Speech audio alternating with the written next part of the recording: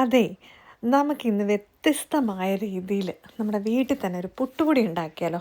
എല്ലാവരും കഴിക്കുന്ന ഒരു സാധനമാണ് പുട്ട്. പൊറോട്ട കഴിഞ്ഞ് കഴിഞ്ഞാൽ കേരളത്തിൻ്റെ ഏറ്റവും പ്രധാനപ്പെട്ട ഒരു ഫുഡ് ഐറ്റംസ് എന്ന് പറയുന്നത് നമ്മുടെ പുട്ടാ, അല്ലേ? പുട്ടും പഴവും പുട്ടും കടലയും പുട്ടും മുട്ടപ്പഴി മുട്ടക്കറിയും പുട്ടും മീൻകറിയും അങ്ങനെ. സോ എല്ലാവർക്കും പുട്ടുപൊടി ഉണ്ടാക്കാൻ അറിയാം. പക്ഷേ ഇതിലുണ്ടല്ലോ ഒരു വ്യത്യസ്തമായ രീതിയിലാണ് ഞാൻ പുട്ടുപൊടി ഉണ്ടാക്കുന്നത്. അപ്പോൾ അതെങ്ങനെയാണെന്ന് നോക്കിയാലോ? ഇതുണ്ടോ, ഇങ്ങനെ അരി ഒരു 2 മണിക്കൂർ 2-2.5 മണിക്കൂറോളം ഞാൻ വെള്ളത്തിൽ കുതിർത്ത് വെച്ചതാണ്. ഇത് നന്നായിട്ട് വാഷ് ചെയ്തിട്ട് നമ്മളിതുപോലത്തെ ഒരു കണ്ണാപ്പ, ഞങ്ങളിതിന് കണ്ണാപ്പ എന്ന് പറയുന്നത്, ചോർപ്പ് പാത്രം അങ്ങനെയൊക്കെ ചില സ്ഥലങ്ങളിൽ പറയാറുണ്ട്. അപ്പോൾ ഈ പാത്രത്തിനകത്തോട്ടിട്ട് വെള്ളം നന്നായിട്ട് വാർന്നു പോകാൻ വേണ്ടി വെക്കും. അതിന് ചിലപ്പോൾ ഒരു 2-3 മണിക്കൂറൊക്കെ വേണ്ടി വരും. അപ്പോൾ ഇതൊരു ഓവർനൈറ്റ് സോക്ക് ചെയ്തിട്ട് പിറ്റേ ദിവസം രാവിലെ ഇടുകയാണെങ്കിൽ വൈകുന്നേരത്തേനോട്ട് നമുക്ക് ഈ പൊടി റെഡിയാക്കി എടുക്കാൻ പറ്റും കേട്ടോ. അപ്പോൾ ഞാൻ ഇങ്ങനത്തെ പരിപാടികളൊക്കെ ചെയ്യുമ്പോൾ നേരത്തെ കറിയാക്കലയുടെ വീഡിയോ ഇല്ലേ, അങ്ങനത്തെ വീഡിയോസൊക്കെ ഇടുമ്പോൾ ചിലർ എന്നോട് ചോദിക്കാറുണ്ട്, പ്രത്യേകിച്ച് എൻ്റെ ഫ്രണ്ട്സ്, നിനക്ക് എവിടെ നിന്നാണ് ഇതിന് മാത്രം ഈ സമയം കിട്ടുന്ന ഇമ്മാതിരി പരിപാടിയൊക്കെ ചെയ്യാൻ? ഞങ്ങൾക്കാണെങ്കിൽ സമയം കിട്ടുന്നേ ഇല്ലാന്ന്. ആക്ച്വലി സമയം കിട്ടുന്നതല്ല, ഞാൻ സമയം കണ്ടെത്തുകയാണ് ചെയ്യുന്നത്. എനിക്ക് ഇങ്ങനത്തെ പരിപാടികൾ, അലിക്കുലത്തെ പരിപാടികളൊക്കെ ഇഷ്ടമായതുകൊണ്ട് സമയം കണ്ടെത്തുന്നത്. അത് തന്നെയല്ല, ഞാൻ ഡെയിലി ചെയ്യുന്ന പരിപാടിയല്ലായിരുന്നു. വൺസ് ഇൻ എ വീക്ക് അല്ലെങ്കിൽ വൺസ് ഇൻ എ മന്ത് ഒക്കെ ആയിരിക്കും ചെയ്യുന്നത്. ഇപ്പം ഞാൻ ഈ പുട്ടുപൊടി ഉണ്ടാക്കി വെക്കുക എന്ന് പറഞ്ഞാൽ ഒരു മാസത്തേനൊക്കെയുള്ളത്, ചിലപ്പോൾ 2 കിലോ അരിയൊക്കെ ഞാൻ ഒരുമിച്ച് ഉണ്ടാക്കി വെക്കും. അപ്പം ഒരു മാസത്തേനൊക്കെ എന്തായാലും നിൽക്കും. അതുപോലെ കരിയാപ്പിലയാണേലും നമ്മളിപ്പം വാങ്ങിക്കുകയാണെങ്കിൽ ഒരു തണ്ടായിട്ടൊന്നും അല്ലല്ലോ, 3-4 തണ്ടൊക്കെ ആയിട്ട് പാക്കൊക്കെ ആയിട്ട് വാങ്ങും. സോ അതൊക്കെ ഒരു ദിവസത്തെ പണി കൊണ്ട് നമുക്ക് ഒരു മാസത്തെയൊക്കെ ചെയ്ത് തീർക്കാൻ പറ്റും. അപ്പം ഡെയിലി നമുക്ക് ഇതിൻ്റെ പുറകെ നടക്കേണ്ട ആവശ്യമില്ല, ഇഷ്ടം പോലെ ഫ്രീ ടൈം കിട്ടും. അപ്പം ഓഫൊക്കെ കിട്ടുന്നതനുസരിച്ച് ഒരു ദിവസം ഇതിനായിട്ട് ഞാനങ്ങ് വെക്കും. ഇപ്പം തന്നെ ഇന്ന് വേറെ പ്രത്യേകിച്ച് പണിയൊന്നും ഇല്ലായിരുന്നു, കോഴിയുടെ പുറകെയൊക്കെ കുറച്ച് നേരം പോയി, അത് കഴിഞ്ഞ് വന്നിട്ട് ഇത് ചെയ്യുന്നത്. ഇതിനൊക്കെ എല്ലാം കൂടി ഒരു 1 മണിക്കൂറിൻ്റെ ആവശ്യമുള്ളൂ.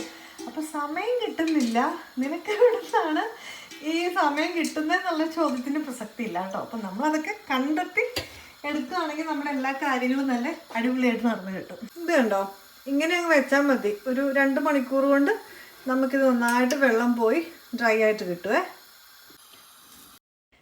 ഇപ്പോൾ ഇത് കണ്ടോ, നന്നായിട്ട് വെള്ളം വാർന്നു പോയിട്ട് അത്യാവശ്യം ഡ്രൈ ആയിട്ട് കിട്ടിയിട്ടുണ്ട്. ഇനിയാണ് ഇതിൻ്റെ ഒരു പ്രധാനപ്പെട്ട ഭാഗം എന്ന് പറയുന്നത്. സാധാരണ അപ്പത്തിൻ്റെ ഇടിയപ്പത്തിൻ്റെയൊക്കെ നമ്മൾ എന്നാ ചെയ്യുന്നത്, ഇങ്ങനെ എടുത്തിട്ട് ഇത് പൊടിച്ചിട്ട് വറുത്തെടുക്കും, അങ്ങനെയല്ലേ? എന്നാൽ ഈ പുട്ടുപൊടി അങ്ങനെയല്ല കേട്ടോ. നമ്മൾ ആദ്യം അരി വറക്കാൻ പോവുകയാണേ.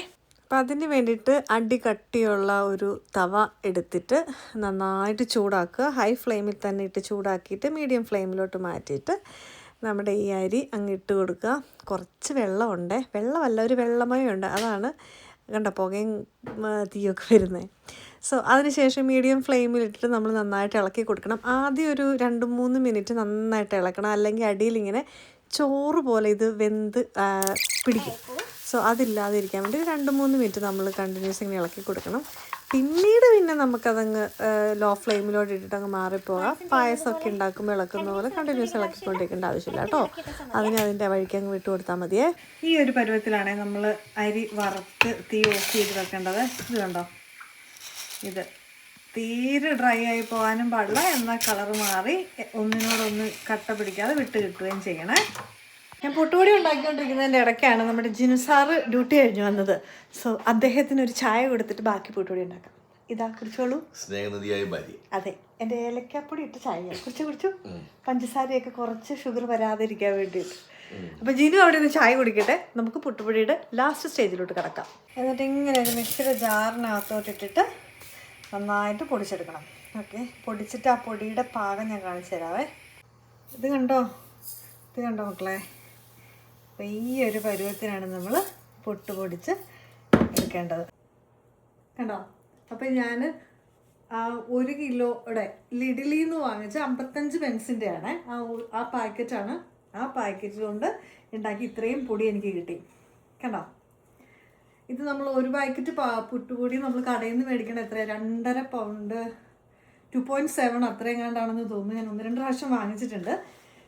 ഇത് വെക്കുവാണെങ്കിൽ നമുക്ക് എന്തോരം ലാഭം ഉണ്ടാവും. ഇപ്പം ഞാൻ നേരത്തെ പറഞ്ഞതുപോലെ ഡെയിലി ഇത് ചെയ്യേണ്ട ആവശ്യമില്ല. വൺസ് ഇൻ എ മന്തോ ട്വൈസ് ഇൻ എ മന്ത് ഒക്കെ ചെയ്ത് വെച്ചാൽ മതി. അപ്പോൾ കുറച്ച് ഏറെ ഇതിപ്പോൾ നിങ്ങളെ കാണിക്കാൻ വേണ്ടി ഞാൻ ഒരു പാക്കറ്റ് എടുത്തിട്ടുണ്ടായിരുന്നുള്ളൂ. സാധാരണ ഞാൻ 2-3 പാക്കറ്റ് ഉണ്ടാക്കി വെക്കും. അപ്പോൾ കുറച്ച് കൂടുതൽ അങ്ങ് ഇരുന്നോളൂ. അപ്പോൾ എന്ത് ലാഭമാണെന്ന് നോക്കി. ഇതിനൊന്ന് സൂം ചെയ്തേ ജിനു പൊടിയിലോട്ട്. ഇതുണ്ടോ? അപ്പോൾ ഈ ഒരു കൺസിസ്റ്റൻസിയിലാണ് ഇരിക്കേണ്ടത്. അപ്പത്തിനൊക്കെ പൊടിക്കുന്ന പോലെ അത്രയും പൊടിക്കരുത്, കുറച്ച് തരി ഉണ്ടാവണം. കണ്ടോ? നമ്മുടെ കടയിൽ നിന്ന് മേടിക്കുന്ന അതുപോലെ കിട്ടും. ഇതിനി നല്ലൊരു എയർ ടൈറ്റ് കണ്ടെയ്നറിനകത്തോട്ട് ഇട്ട് വെച്ച് കഴിഞ്ഞാൽ ഉണ്ടല്ലോ നമുക്ക് അടിപൊളിയായിട്ട് യൂസ് ചെയ്യാം. അപ്പം മടിയൊക്കെ മാറ്റി വെച്ചിട്ട്, സമയമില്ല എന്നുള്ള പരാതിയെല്ലാം മാറ്റി വെച്ച് എല്ലാവരും ഇങ്ങനെയൊന്ന് ശ്രമിച്ച് നോക്കണേ. കാശും ലാഭിക്കാം, ഭയങ്കര ടേസ്റ്റിയാണ്. ഞാൻ ഇതെൻ്റെ മമ്മി പറഞ്ഞു തന്ന ട്രിക്കാണ്. ഞാൻ ഇതിനു മുമ്പ് നേരത്തെ ഞാൻ കണ്ടിട്ടുള്ളത് അരി പൊടിച്ച് ആ പൊടി വറുക്കുന്നതാണ്. അത് ചെയ്ത് കഴിയുമ്പോഴല്ലോ പുട്ട് ഉണ്ടാക്കുന്ന കുറച്ച് സമയത്തിന് സോഫ്റ്റ് ആകും. അത് കഴിയുമ്പോഴത്തേക്ക് അങ്ങ് ഹാർഡായിട്ട് എന്താ പറയുക, കല്ലിച്ചു പോകും. പക്ഷേ ഇത് അങ്ങനെ പോകത്തേ ഇല്ല. അപ്പോൾ അരി വറുക്കുക, വറുത്തിട്ട് പൊടിക്കുക. അപ്പോൾ ഒന്ന് ട്രൈ ചെയ്ത് നോക്കണേ.